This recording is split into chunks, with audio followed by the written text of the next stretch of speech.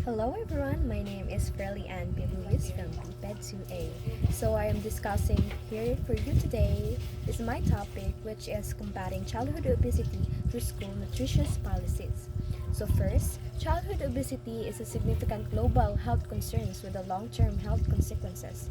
Children who are obese are at increased risk of developing type 2 diabetes, heart disease, and other chronic illnesses. Schools plays a crucial role in children's lives, providing a significant portion of their daily caloric intake and influencing their eating habits. Implementing effective school nutrition policies is therefore a vital strategy in combating childhood obesity. These policies aim to create a healthier school environment that promotes healthy eating and discourages unhealthy choices. So first, about combating childhood obesity through school nutritious policies is all about meaning combating is to fight against childhood obesity through pamaagi sa mga nutritious policies, sa mga policies sa school about nutrition.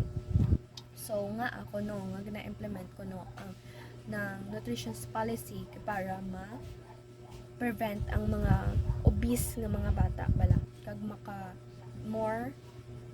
maka encourage pa kag maka-educate sa mga bata or sa mga ginikanan nila nga to take some food nga mga healthy and para makapili gid sang mayo nga foods for their children, and also nga discourage ang ilang mga unhealthy choices sa mga foods. And then, how it happens? Effective school nutrition policies work through multiple avenues. So first, improve meal offerings. School can implement policies that ensures nutritious and balanced meals are provided in school cafeterias. So sa improved meal offerings naman ko no, gina-ensure gid sa school nga maka-implement sila sang policy nga may ara gid nga mga school canteens or school cafeterias nga may ara nga good choices sang foods na mas nutritious and not unhealthy foods. So, this includes increasing the availability of fruits, vegetables, whole grains, and lean protein while reducing the presence of processed foods. So, diri ko no sa gina-implement nila, mas mataas ko no ang mga fruits, vegetables, and meat, lean protein, and also whole grains. Kag mas i-reduce ko no na nila ang mga processed foods like junk foods or any kind of processed foods, and also na sweetened drinks. And then, portion sizes can also be adjusted to be more appropriate for children. So sa portion sizes, pwede ko na ma-adjust kung anong kadamuon, kag kung ano ang kadamuon bala kung anong lang need sang estudyante sa iyang nutrition. So next is restricting unhealthy foods and beverage. So sa diri is policy can restrict or ban the sale of unhealthy snacks and sugary drinks within the school environment. So sa diri nga policy padula naman bala ang mga pagbaligya sa mga junk foods or unhealthy snacks na payo sang mga junk foods na soft drinks or any kind of payo kinahambal ko mga sweetened drinks. And then including vending machine and school stores. Okay, dere pa ni kay may damo na siya mga junk foods man nga ginabaligya. And this reduces children's access to these tempting but not truly poor options. Dere bala kung once nga may mga gabaligya nga mga unhealthy foods, mas gakainggan yung bata. So if the school implement nga mas restrict ang mga unhealthy foods and beverage na ginabaligya, mas may ara sila rason nga hindi sila bala matimtar sa nga ibaklon nila ang mga foods nga mga hindi nami sa ilang lawas. And then third is nutrition education. So sa diri is for integrating nutrition education into the curriculum can empower children with the knowledge and skills to make healthy food choices. So sa diri nutrition education ginatudloan ng mga bata nga kung paano nila i-practice kung ano ang insakto nga pag intake sang food, healthy or none. kag dara nila mabalaan nga kung ano ang insakto nga pag-take, and also to educate them to make a healthy choices about pag-intake sa food. So, this can involve classroom lessons, cooking demonstrations, and interactive activities that teach children about healthy eating habits and importance of balanced diet. So, diri ko no sa nutrition education, ginatudloan na ang mga estudyante or kita nga mga estudyante nga makabalo sang lessons about cooking or any other ng activity about sa nutritious foods nga gina-intake naton. And also na makabalo ang mga bata kung paano ang eating habits nga mas mayo or hindi. And physical activity promotion. So, sa diri, physical activity promotion, combating obesity requires a holistic approach. So, sa physical activity ko, no, gina-promote ang pag-fight nga gina-require bala ang holistic approach na hindi lang sa isa lang nga problema or sa sitwasyon, kundi sa kumagambal ta holistic approach is sa kabilugan nga problema or sa sitwasyon, hindi lang naga-focus sa isa. So, policies that encourage physical activity, such as increasing recess time, implementing physical education program, and promoting active commuting. So, magbalta nga promoting active commuting, it's also walking, cycling to school. So, amo naman ni siya magpuli, sila bala nga hindi lang magsakay sa tricycle or pero ga-promote ang eskwelahan nga maglakad sila, nga mag-cycling, nga mag-bike bala, tapos para mas ma-exercise ang ilalawas.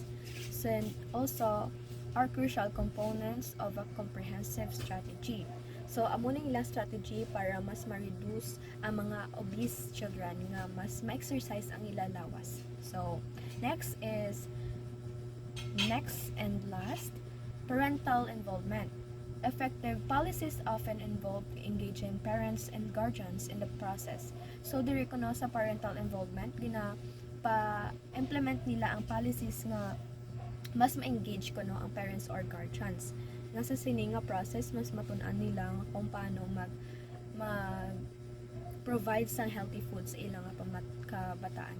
This can involve providing nutrition education resources to parents, encouraging healthy meal preparation at home, and fostering open communication between school and home regarding children's dietary habits. So, nga ba ko kagina amo ni ang upod ang parents in school nga mas mapa-implement nila nga mas mayo ang nutrition sang ila nga mga kabataan, nga mas magaan nila sang ng good nutrition, and also to provide ng food nga hindi bala ng malain sa panglawas sa mga bata.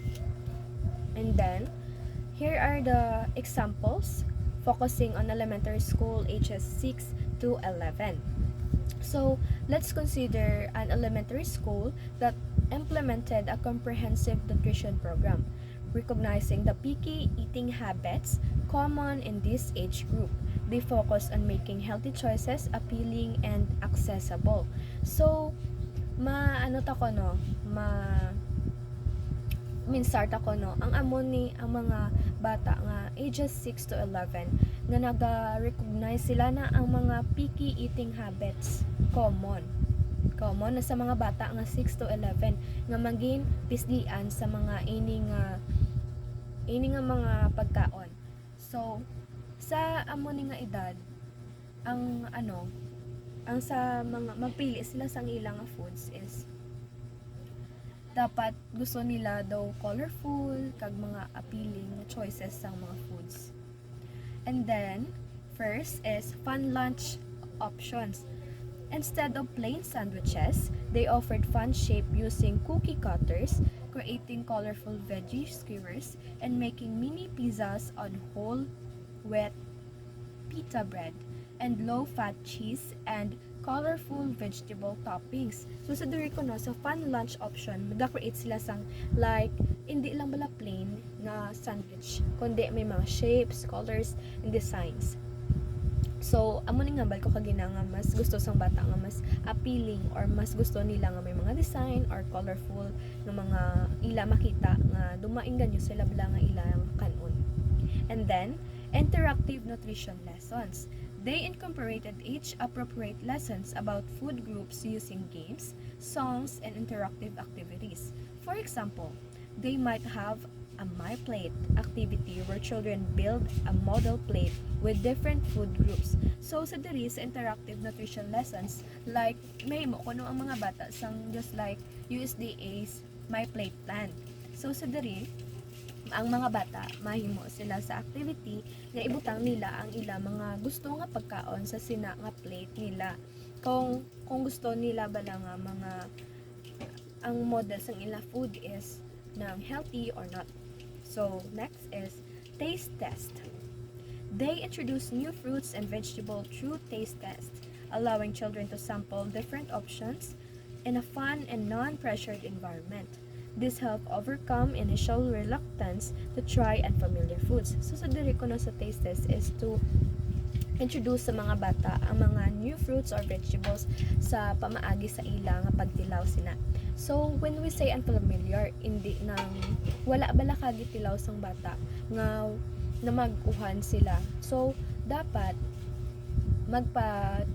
sila nagpa-activity sila bala nga hindi bala ma-pressure ang bata nga dapat kanon mo na. So wala pressure ang bata magtilaw. So ginahimo nila ang amo ni nga pamaagi sa pag-inganyo sa bata nga magtilaw sang sina nga foods or fruits nga hindi bala familiar sa ila kundi mas may option sila.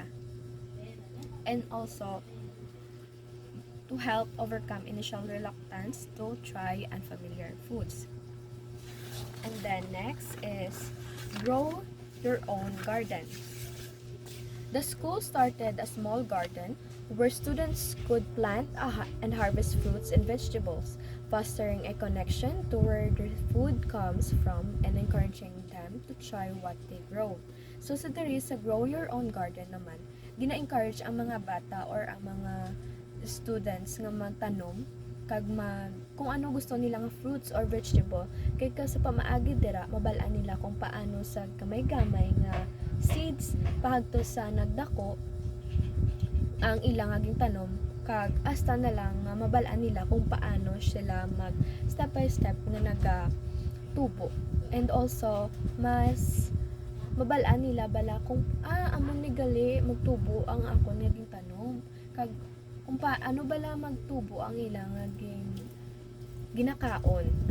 Kay tapos once nga magtubo na naada kag may mga bunga na sila man na makwa kag magkaon.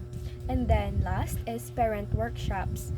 They organize workshops for parents on healthy meal preparation and packing nutritious lunches, providing practical tips and recipes. So there is sa parent workshops is ginatudloan ko no ang mga parents nga mag-prepare sa mga nutritious foods about sa ilang children.